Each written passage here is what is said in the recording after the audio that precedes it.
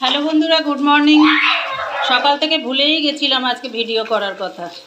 একটা তালে গেলে আবার আর একটা কাজ হয়ে যায়, গন্ডগোল। তো রান্না অর্ধেক অবস্থায়। এই যে আমার দিদি এসে গেছে, এবার ডিস্টার্ব করার মাস্টার। কি দেখি তোমার হাতে? মাছ ভেজে তুলে নিয়েছি। এবার একটু জিরে ফোড়ন দিচ্ছি আর একটা তেজপাতা ফোড়ন দিলাম। তেজপাতাটা বেশ খুব সুন্দর, ছোট্ট, দেখাও যাচ্ছে না, দেখ। এবার আলুগুলো দিয়ে দেবো।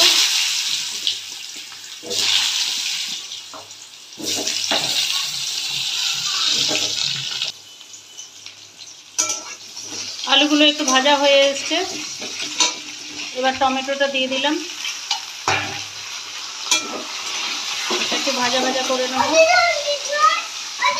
আর জিরে আদা বাটা হয়ে গেছে। এবার হলুদ দিয়ে দিচ্ছি, নুন দিয়ে দিচ্ছি। এটা আজকে একটু পাতলা ঝোল হবে, ভালো করে নেড়ে চেড়ে নেব। একদম জিরে আদা বাটা দিয়ে ঝোল করব। এবার জিরে আদা বাটাটা দিয়ে দিলাম।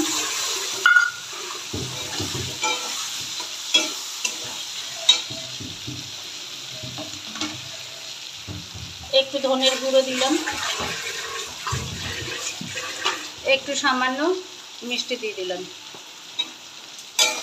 এবার ভালো করে কষতে থাকবো। সবসময় বাটা মশলাই খাওয়া হয়, আজকে অজ্ঞতা একদম মনে ছিল না, ওই জন্য বাটা হয়নি বলে একটু লঙ্কার গুঁড়ো দিয়ে দিলাম।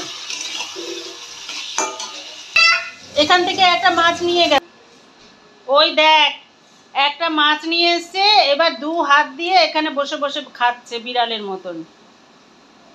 কি বলতে হয় একে? আর যদি একবার কাঁটা ফুটেছে তো কি হবে? তুমি বাঁচতে পারো?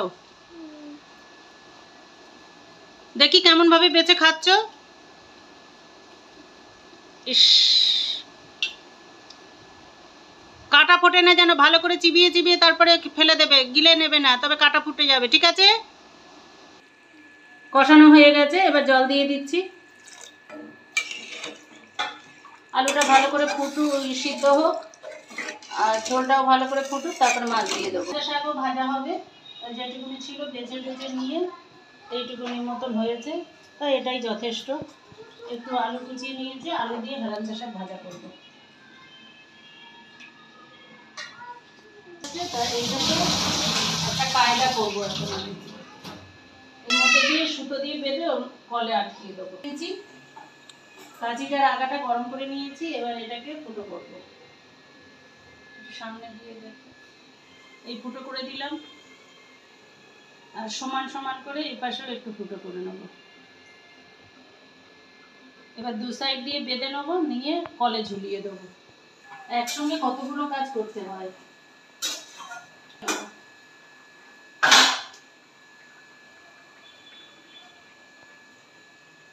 নিয়ে নিচ্ছি।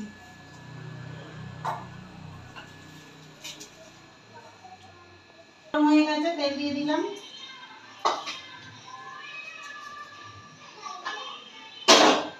দড়ি নিয়ে নিয়েছি, কড়াইটা গরম হতে, তেল গরম হতে হতে ততক্ষণ আমি এটা সেরে নিই। দুটো দড়ি নিয়ে নিয়েছি আর এটা ফুটো করে নিলাম দু সাইডে এইভাবে।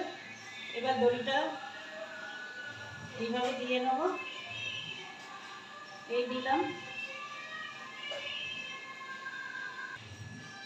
এবার দড়িটাকে আমি করে, তেল গরম হয়ে গেছে, আলুগুলো দিয়ে দিলাম।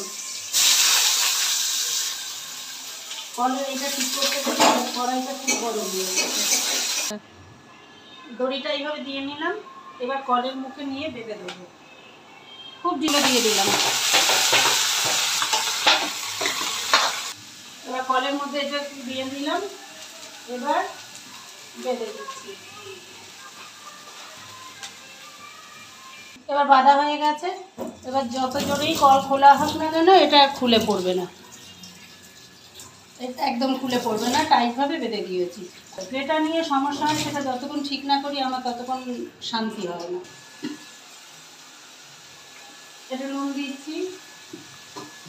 আর এটা যেহেতু হেলাঞ্চা শাক একটু তিতো মতন আছে, ওই জন্য সামান্য একটু মিষ্টিও দিলাম, দিয়ে দিচ্ছি।